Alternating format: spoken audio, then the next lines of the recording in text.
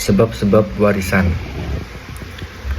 Konsep warisan dalam hukum Islam. Dalam istilah fikih Islam, warisan juga disebut dengan faraid, jamak dari kata faridah. Kata faridah diambil dari kata fard dengan makna ketentuan atau takdir. Al-faridlah dalam terminologi syariah ialah bagian yang telah ditentukan untuk ahli waris. Syariat Islam telah mengatur sistem warisan dengan cara yang terbaik, akurat, dan adil. Oleh karena itu, Islam mengakui pemilikan pribadi atas harta benda yang didapat dengan cara yang sah. Warisan menunjukkan harta kekayaan dari pewaris yang telah wafat, baik harta itu telah dibagi maupun masih dalam keadaan belum terbagi-bagi, yang berarti harta peninggalan orang yang meninggal yang akan dibagikan kepada dua ahli waris. Ahli waris berasal dari kata bahasa Arab yaitu warosatun. Secara gramatikal berarti yang tinggal atau yang kekal. Maka yang demikian apabila dihubungkan dengan persoalan hukum waris, perkataan warisan tersebut berarti orang-orang yang berhak untuk menerima pusaka dari harta yang ditinggalkan si almarhum dan dipopulerkan dengan ahli waris. Hukum warisan dalam Islam mendapat perhatian besar, mengingat pembagian warisan yang menimbulkan akibat-akibat yang tidak menguntungkan bagi keluarga yang ditinggal mati sebagai ahli waris. Hal ini karena di dalam hukum Islam, bagian-bagian warisan yang menjadi hak ahli waris telah dibukukan dalam Al-Quran, meskipun dalam realisasinya sering tidak tepat. Hukum warisan dalam Islam mendapat perhatian besar karena sering menimbulkan berbagai hal yang tidak menguntungkan bagi keluarga yang ditinggal mati pewarisnya. Ahli waris adalah orang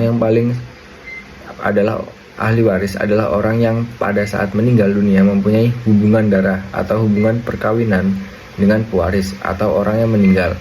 Sedangkan yang dikatakan ahli waris pengganti adalah mewarisi untuk orang yang sudah meninggal terlebih dahulu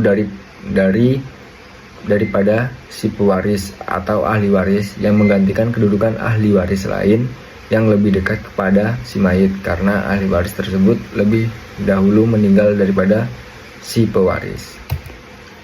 Sebab-sebab warisan ada dua. Yang pertama, adanya hubungan kekerabatan atau nasab seperti ayah, ibu, anak, cucu, saudara kandung, saudara-saudara seayah maupun saudara-saudara seibu.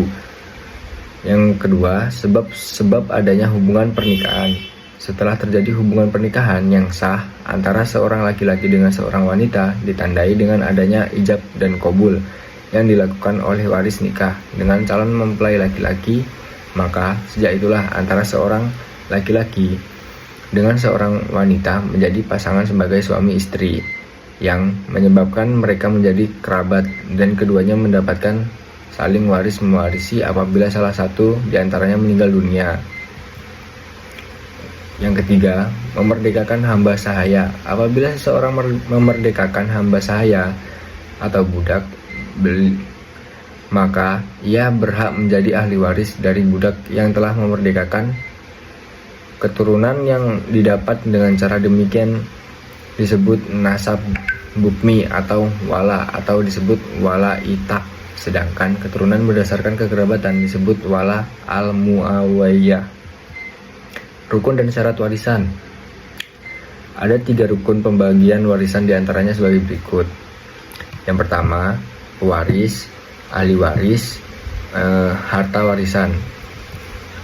Dasar hukum warisan. Dasar atau sumber utama hukum Islam adalah nas Al-Quran dan hadis. Demikian juga dasar hukum warisan dalam Islam telah diatur dalam ayat-ayat Al-Quran dan hadis secara rinci.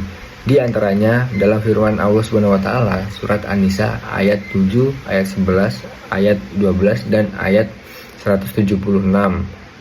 Adapun yang menjadi asbabul nuzul ayat ini adalah sebelum Islam diturunkan, masyarakat Arab telah saling mewarisi dengan sistem keturunan dan sistem sebab.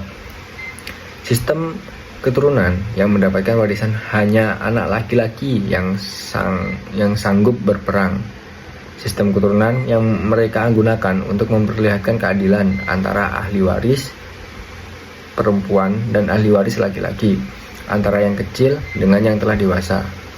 Mereka hanya memberikan harta warisan kepada ahli waris laki-laki yang dewasa saja, sementara yang masih kecil tidak mendapatkan warisan karena dianggap tidak mampu mengangkat senjata membela keluarga dan suku mereka.